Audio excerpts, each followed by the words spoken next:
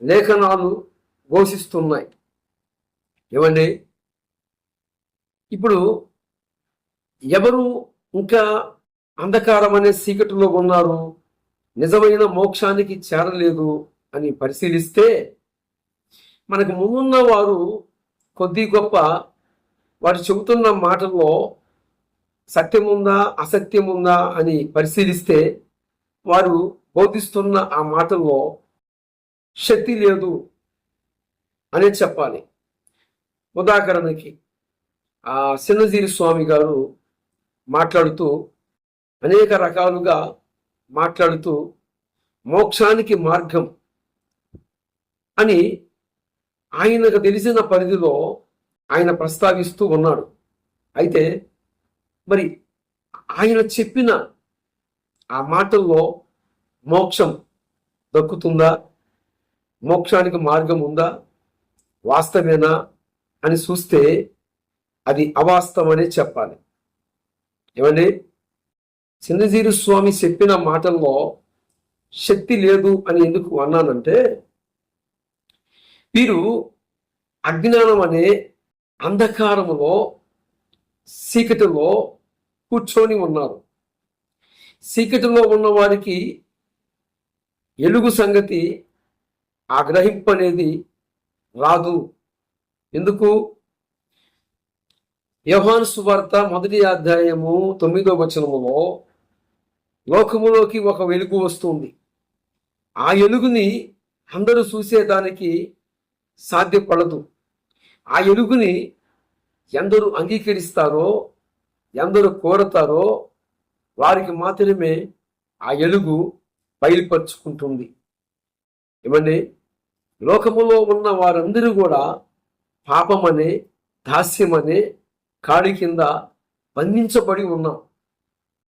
కానీ ఏ పాపము లేని పరిశుద్ధుడు పవిత్రుడు సృష్టికర్త, సృష్టిని చేసిన ఆ సృష్టికర్తే ఈ లోకానికి మానవ అవతారం ఎత్తి వచ్చాడు. దీనికి ముంగుర్తులుగా మనకు ముందున్న భక్తులందరూ కూడా ఇలాగా వారికి తెలిసిన పరిధిలో భగవంతుణ్ణి శిపించాలి, భగవంతుడు చెప్పిన మాటలు వినిపించాలని మరి మనకు ముందున్న భక్తులు మరి వారు ఎన్నో రకాలుగా మార్గాలు చూపించారు. వారు చూపించిన మార్గములో ఏమండి మోక్షానికి దారి ఉందా అంటే చూడండి, ఒక మంత్రము ఇలాగ సాక్ష్యం ఇస్తూ ఉంది. ప్రజాపతి దేవేభ్యం ఆత్మానామిఘ్నం కృత్వా ప్రాయచ్చేత్. ప్రజాపతి దేవేభ్యం ఆత్మానామిఘ్నం కృత్వా ప్రాయచ్చేత్ అని అన్నాడు. ప్రజాపతి ఉన్నాడట, ఆయన ప్రజలందరి కోసము దేవేభ్యంగా మారబడుతున్నాడట, మార్చబడుతున్నాడట. ఆయనే తన రక్తమందు మానవ జాతి పాపములన్నిటి నుండి విడుదల కలిగిస్తాడట. ఆయన పేరు ప్రజాపతి. ఆ ప్రజాపతి ప్రజలను సృష్టించాడట. ఆ ప్రజలు సృష్టించిన ప్రజాపతి ఆ ప్రజలు దాస్యం అనే పాపములో బందీలు అయినప్పుడు ఆ బంధకముల నుండి ఆ పాపపు సంఖ్యలను తెంచడానికి ఆ ప్రజాపతి మానవ అవతారం ఎత్తి ఈ లోకానికి వచ్చాడట. అందుకే ప్రజాపతి దేవేభ్యం ఆత్మానామిఘ్నం కృత్వా ప్రాయచిత్ అని రాయబడి ఉంది. ఈ సంగతి చిన్నజీవి స్వామి కూడా గుర్తించలేదు. ఇది చాలా బాధాకరం. ఎందుకు అంటే వీరు మరి జ్ఞానులుగా ఉన్నారు. వీరి జ్ఞానము ఏ పాటిది అని పరిశీలిస్తే సృష్టికర్తను విడిచిపెట్టి సృష్టికి సాగిలపడుతూ ఉన్నారు.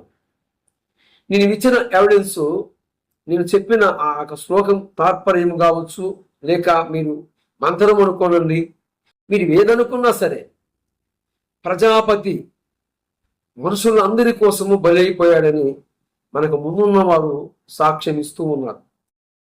ఈ చిన్న లాజిక్ కూడా గుర్తుపట్టలేని పరిస్థితి. ఎవరు? చిన్నజీరి స్వామి కావచ్చు, ఇంకా ఇతర ఎవరైనా మరి సృష్టికర్తని విడిచిపెట్టి సృష్టికి సాగిల పడుతున్న వారు కూడా సృష్టికర్తను తెలుసుకోవాలని తదు విధాలుగా ప్రయత్నం ఇస్తూ ఉన్నాను. మరి సర్వలోకమునకు వెళ్ళి సర్వ సృష్టికి శుభవార్త ప్రకటించుడి అని మార్కు ఆ శుభార్త 16వ అధ్యాయము 15వ వచనములో రాయబడిన ప్రకారముగా మరి ఈ రీతిగా క్రీస్తునందే ప్రయాస వ్యర్థం కాదు. ఎందుకు? నీ